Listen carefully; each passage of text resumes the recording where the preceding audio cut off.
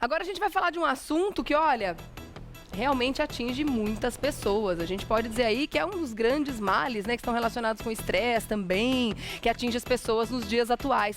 Vamos falar de bruxismo? Quem se identificou aqui? Levanta a mão.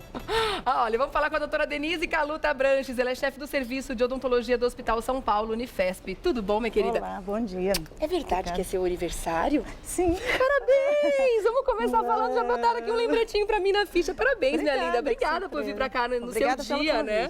Doar um pouquinho do seu dia pra gente, pra nos informar desse assunto que é muito importante, Sobretudo a saúde bucal, porque a saúde começa pela boca. Oh, falou tudo. Agora me conta uma coisa, a gente pode dizer que bruxismo é um dos males que estão relacionados às consequências que o estresse traz pra nossa vida? É uma coisa meio que nova, a gente pode dizer ou não? Não, eu classificamos, primeiro que o bruxismo é um hábito parafuncional, ou seja, é o hábito de ranger os dentes, de apertar os dentes, o movimento da mandíbula.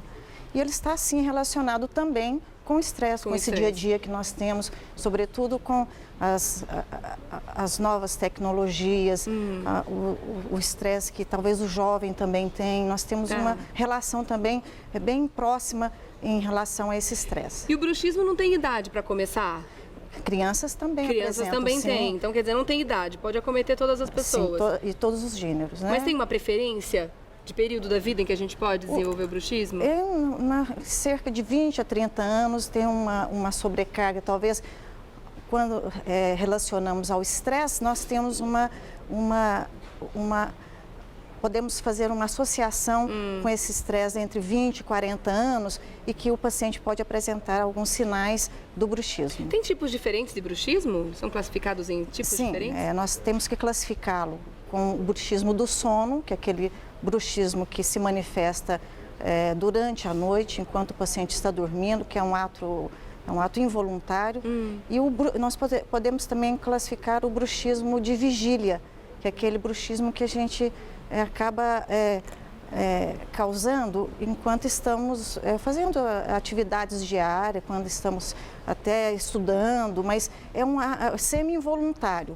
E o do sono é um ato involuntário. A gente não percebe nenhuma das duas situações, né? Porque mesmo no de vigília, a pessoa muitas vezes não tem consciência de que está fazendo aquilo. Não tem. E aí é onde nós podemos entrar com o aconselhamento do paciente em relação a essa vigília, de ter desencostar os dentes, que nós achamos que uma vez que você tem uma ação educativa, de chamar a atenção para o paciente parar de fazer aquela ação repetitiva, já minimiza esse sintoma. Então a gente pode dizer que para resolver o bruxismo depende bastante, não vamos dizer que 100%, mas do paciente, porque é ele que vai ter que se policiar durante o dia, como você está falando, e durante a noite policiar para ter uma vida menos estressante, para que à noite consiga relaxar essa articulação? Nós temos que ver, Regiane, que nós temos como nós temos classificações diferentes do bruxismo, ele tem que ser tratado de forma diferente. Né? Quando falamos do bruxismo do sono, a necessidade de uma equipe multidisciplinar, não é? A necessidade de um exame de polissonografia. Quando falamos do bruxismo de vigília, que é o do dia, nós temos uma outra abordagem, que é essa abordagem, como eu falei, do aconselhamento, não é? Tá.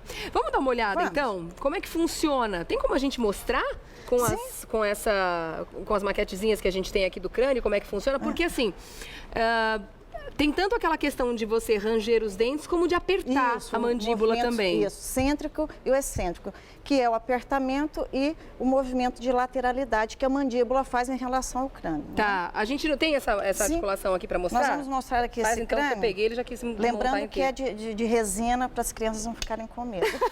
Tá bom. Então, e nem eu ficar com aflição, né? Porque eu não sou dessa área também. Então, nós podemos mostrar aqui que essa é a mandíbula, né? Sim. Nós podemos fazer esse movimento aqui.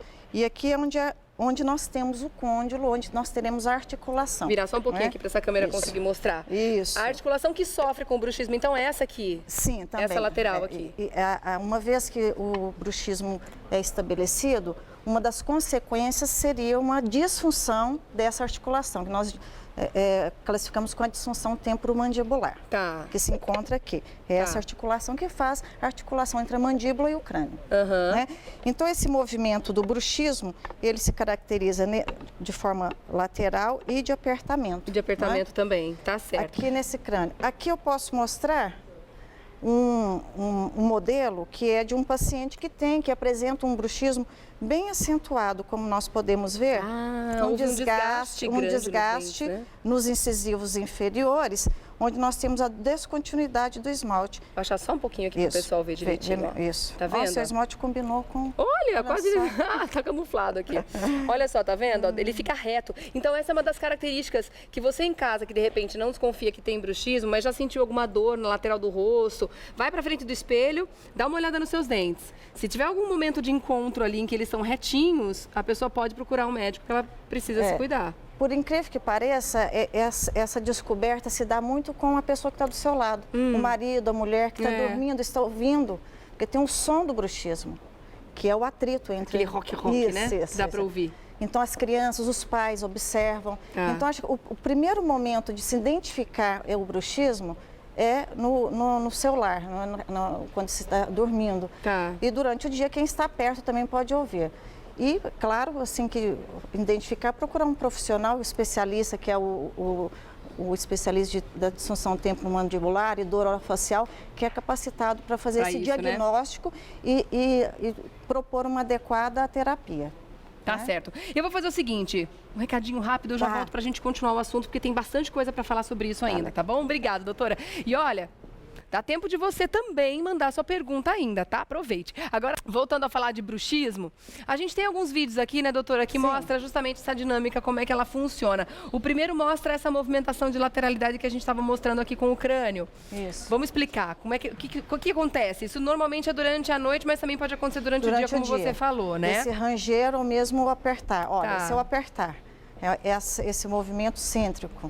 Não é? Agora me fala, enquanto a gente vê esse vídeo, quais são as consequências que o bruxismo pode trazer para a gente? Além desse desenvolvimento aqui, um problema que a gente pode ter na mandíbula, a gente pode ter consequências para os dentes. Sim, o desgaste dos dentes, o amolecimento dessas estruturas dos dentes, uma vez que tem uma carga. Isso nós observamos um desgaste muito acentuado em todos os dentes.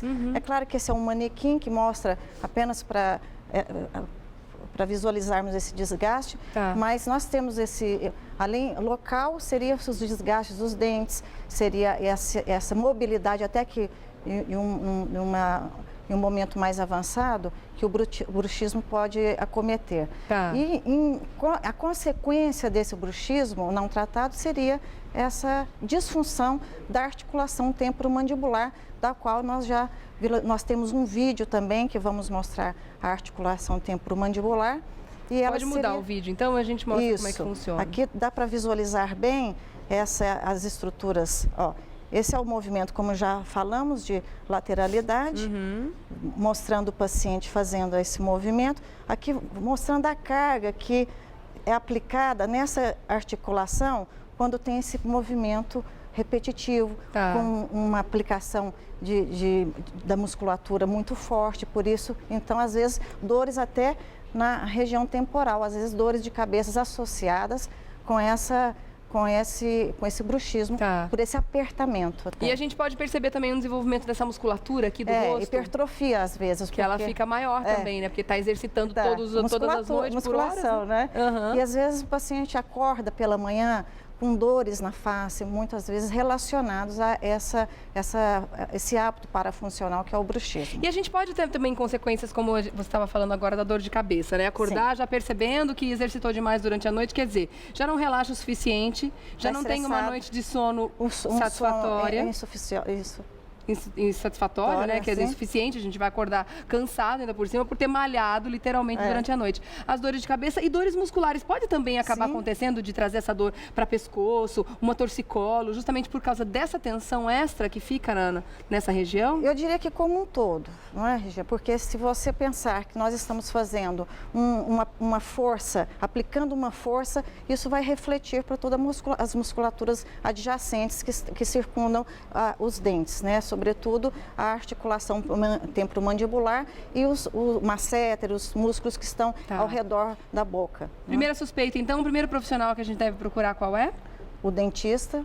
Depois o especialista que poderá ajudar e aprimorar esse tratamento, que é o especialista em disfunção temporomandibular e orofacial. Tá certo. Assim como os outros profissionais, o fonoaudiólogo, o fisioterapeuta, o médico do sono. Então, eu diria que é uma ação multidisciplinar. É isso, porque o bruxismo tem uma etiologia de difícil diagnóstico, é multifatorial, portanto, deve haver essa visão de todos os profissionais. Mas tem o que fazer, né? Isso aqui é importante. Sim. Tem plaquinhas, tem até uma vez uma fonoterapeuta me deu uma dica muito bacana para eu descobrir se eu tinha bruxismo durante o dia também, de colocar pontinhos vermelhos em vários locais aonde eu costumo olhar ao longo do dia. No celular, no volante do carro, no retrovisor, no espelho do banheiro, etc. Cada vez que eu olhava para aquele pontinho, eu percebia, eu parava para reparar se eu estava apertando ou não.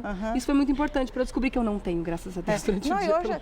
Hoje em dia temos até aplicativos para chamar no telefone para você desencostar os dentes, porque é mais uma ação que a gente pode fazer. Que bacana isso! De educar o paciente, de chamar a atenção para ele tirar aquela tensão e deixar de apertar e ranger os dentes também. Né? Deixa eu agradecer então a doutora Denise Caluta Abranches, que é chefe do Serviço de Odontologia do Hospital São Paulo da Unifesp, que esteve com a gente no dia do aniversário dela. Então, parabéns para você mais uma vez, minha linda. Feliz ano novo, viu? Prazer foi nosso. Muito obrigada.